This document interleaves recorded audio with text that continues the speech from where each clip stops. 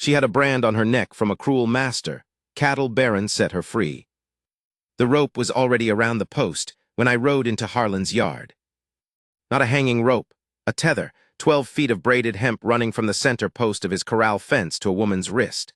She was down on one knee in the mud, not because she'd fallen, but because she was trying to fill a feed bucket from the trough without getting her dress wet, and the rope wasn't giving her the reach she needed. It was a warm morning in late October. The mud had a crust on it, but she'd broken through. She didn't look up when I came in. She just kept working, re-angling the bucket, trying again. I'd ridden over to buy 3 bulls. I had cash in my coat pocket, the kind of cash Walt Harlan had been angling for since spring. His place was a ruin compared to mine, fence posts rotted at the base, hay left to spoil under the wrong kind of cover, but the bulls were good. I knew it, and he knew I knew it. He came out of the barn, saw me watching her, and said something I won't repeat. Something about her being his property, same as the bulls, explaining the rope like I'd asked. I hadn't. I looked at her again. She'd gotten the bucket filled and stood, careful about it, not jerking against the tether. She turned to carry the bucket to the stall, and that's when I saw her neck, the left side, angled into the light. A scar old but raised, a burn mark shaped deliberate, the kind a man makes with a letter. I've seen a lot in my life. I'd driven cattle across 3 states. I'd buried 2 trail hands and a wife. I'd outlasted men who thought I'd fold and men who tried to make me. But I stood there in Walt Harlan's yard, in the mud smell and the cold morning air, and felt something go very quiet inside me. The kind of quiet that comes before a decision. I bought the 3 bulls. Then I offered to buy her. He laughed, I didn't, he stopped laughing. Her name was Vera. She told me that herself on the ride back. She sat the saddle of the spare horse like someone who'd spent years not being allowed to do things competently and was now remembering she knew how. Straight back, hands easy, she didn't talk much, I didn't push. What I knew I'd gotten from the county clerk 2 days later and from Harlan's neighbor Dillard, who'd seen enough and said enough when pressed. Her story was this. She'd come west as a mail-order bride, not to Harlan, to a man named Calvert, a dry goods merchant in the next county over. Calvert died before she arrived. His brother took the deed and took her too in his way and loaned her out to Harlan for the season like a piece of equipment. The brand was Calvert's brother's, his initial. The man's name was Charles. I rode to see Charles Calvert about a week after Vera came to stay at the Double T. That conversation was short. I'll say this, I am a large man, and I have been building something in this territory for 22 years, and by then I had the kind of weight in this valley that you don't need to announce. I made Calvert understand certain things. He signed a paper my lawyer had drawn. Vera was her own person under the law from that morning forward. On the ride home, I stopped at the high point of the ridge where you can see the whole valley if the weather cooperates. It cooperated. I sat there for a while with my horse blowing easy beneath me and looked at my land. 22 years, 60,000 acres, more cattle than I could count by eye, a house with 7 rooms, most of them empty. I am not a man who talks much about what he feels. My wife, Alina, she used to say I communicated better through fence posts than words, meaning I'd fix something before I'd say something, and the thing I fixed told you what I meant. She said it without cruelty. She was right. After she died, I didn't bother saying much at all because there wasn't anyone left who knew the fence post language. I turned the horse and rode home. The first month Vera stayed in the east room, the one with the window that faces the garden Alina had planted, and that I'd kept up in the way you keep something up when you can't bear to let it go. I don't know that Vera knew whose garden it had been. She started working in it within a week, not asking permission. Just going out in the morning with the small spade from the tool shed and doing what needed doing. I watched her from the kitchen window one morning with my coffee going cold in my hand. She was staking the late dahlias, the ones that always leaned in the September wind. Alina had staked them too, same motion, same angle, pressing the stake in firm before tying off. Something about it made the hair stand on my arms. Not ghosts, just the fact of women knowing things. My foreman, Tom Prout, was wary of her at first. Tom had been with me 15 years and ran the Double T like his own blood was in the ground. He didn't say anything directly, but I could see him watching, calculating, deciding. He was a good man, he just didn't know what to do with her presence. None of them did. They'd look at her neck when they thought she wasn't watching. Some of them were decent about it and looked away fast. A couple weren't. I had a conversation with those couple. By the second month, the hands ate what she cooked and said thank you, and that was that. She'd been at the Double T about 6 weeks when the trouble with Harlan started. I should have seen it coming.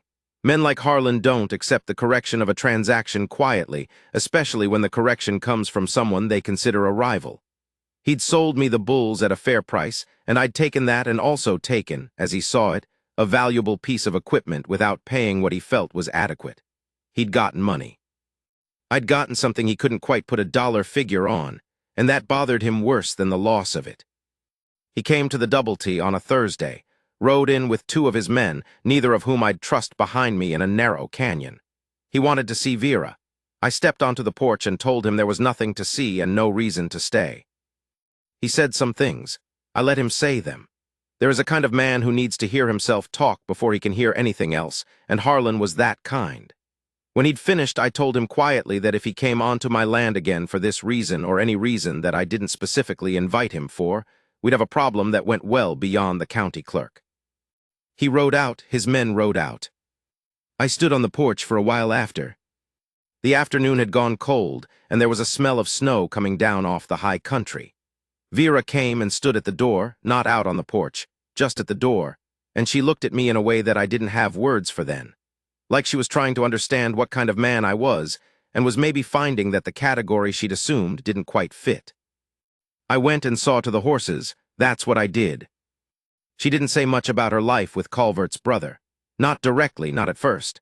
What I learned, I mostly learned sideways, a remark here, something she reached for and didn't finish, the way she flinched when a man came through a door too fast. But she was not a broken woman. That matters, and I want to be clear about it. She'd been wronged in a way I don't have the language to fully describe, and she carried the mark of it on her neck every day and couldn't cover it fully no matter what she wore. The scar sat above any collar. And she still rose every morning and did the work of her day with a steadiness that shamed idler people. She had opinions about the garden and about the right way to smoke pork and about the Spanish land grant situation in the south of the state, and she'd say so if you got her talking. I got her talking some evenings. Not that I'm a great conversationalist, but there is a particular kind of conversation that happens when 2 people sit near a stove in the evening with the wind pushing at the shutters, and neither of them has anywhere else to be. Words come out that don't come out otherwise. She told me once that she'd wanted to be a school teacher, that she'd had a year of normal school in Ohio before the money ran out and her mother got sick and the mail-order option presented itself, and she'd taken it because it seemed like a way forward. I said it seemed like it had not been a way forward. She laughed. She had a dry laugh, not much sound to it, but it got all the way up to her eyes. It surprised me every time. I told her about Alina that same evening. I hadn't talked about Alina since the funeral, and the funeral was 11 years ago. I told her about how we'd come out here in '71 with nothing but the money from Alina's father's estate, and how Alina had looked at this raw country without a single tree on the flat, and said, "It's fine, Walt, we'll grow the trees." How she'd been right. How she'd died of fever in the 5th year before the house was fully built, in a room without a ceiling yet, looking up at the stars through the rafters on her last night. Vera didn't say anything for a while. Then she said, "She sounds like someone worth grieving." I said she was. Harlan didn't come back himself. He sent his men instead. 3 of them on a cold night in November. They came in from the east, which was smart. The bunkhouse faces west, and the dogs are kenneled on the west side, too. They got to the house before anyone raised an alarm. I heard them on the porch, and I was already up. I sleep light, always have. It comes from too many years on the trail where light sleeping keeps you alive. And I had the shotgun off the wall before they got the door open. There were 3 of them, and I was one. That fact didn't seem to create the difficulty they expected. Tom Prout came across the yard at a run when he heard voices and Vera. Vera had gone to the kitchen and come back with the short rifle I kept under the counter. The one I'd showed her the week she arrived because I believed, and still believe, that a person on my land deserves to know where the tools are. She was standing at the far end of the hall with that rifle pointed at the middle man, and her hands were not shaking. The 3 men weighed their options and found them limited. They left.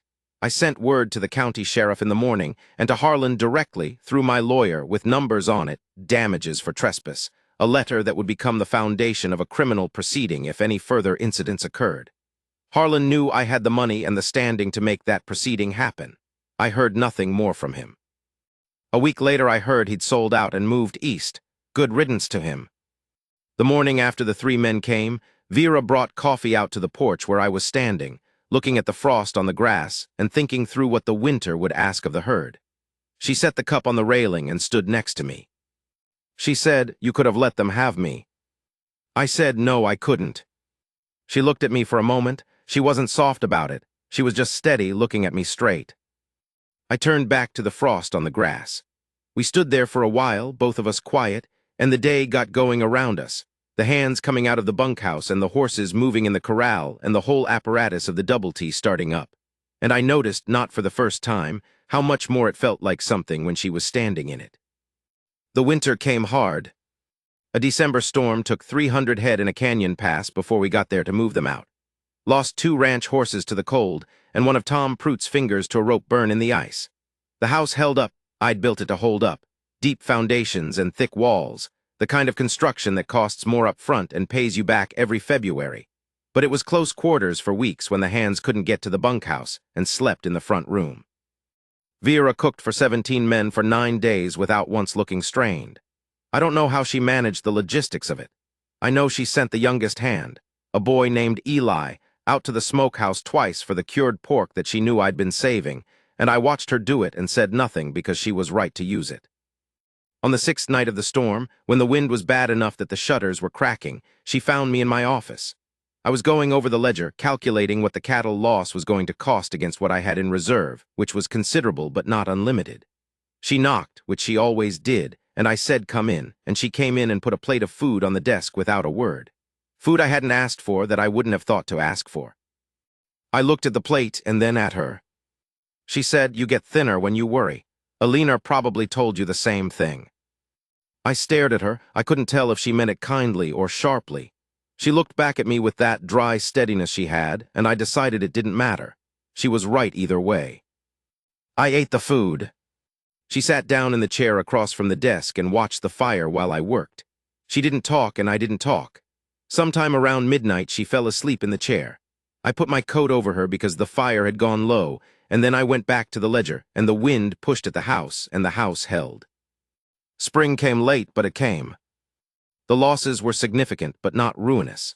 By April, the calf count was ahead of where I'd been 2 years prior, and the market was up, and Tom Pruitt had 2 new men he vouched for, and the east pasture was showing grass that hadn't been there before Vera started turning the irrigation water the direction she said it needed to go. I'd argued with her about the irrigation. She'd said her piece, I'd said mine, and then I'd looked at the land and seen she was right and changed the water. I told her so. It was not a thing I was accustomed to doing, telling someone they'd been right. Alina used to have to wait weeks before I'd circle back and admit it. Vera said, "Well, it's about time." There was no meanness in it, just the dry laugh again, the one that went all the way up to her eyes. The orchard was coming in, the trees Alina had insisted on, 3 of them in bloom. Vera was out among them one afternoon in May, not doing anything particular, just standing under the blossoms with her face up. I was walking from the barn, and I stopped and watched her for a moment without her knowing. The scar on her neck caught the light the way it always did, the raised skin reflecting a little whiter than the rest. I had stopped noticing it most days, or rather I'd stopped noticing it as a wound. It was just part of her, the way a man's broken knuckles are part of him.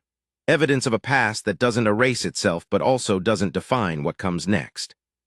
What came next? I'd been thinking about that more, about what the double T was for beyond the cattle and the land and the numbers in the ledger. It had started as a thing to build.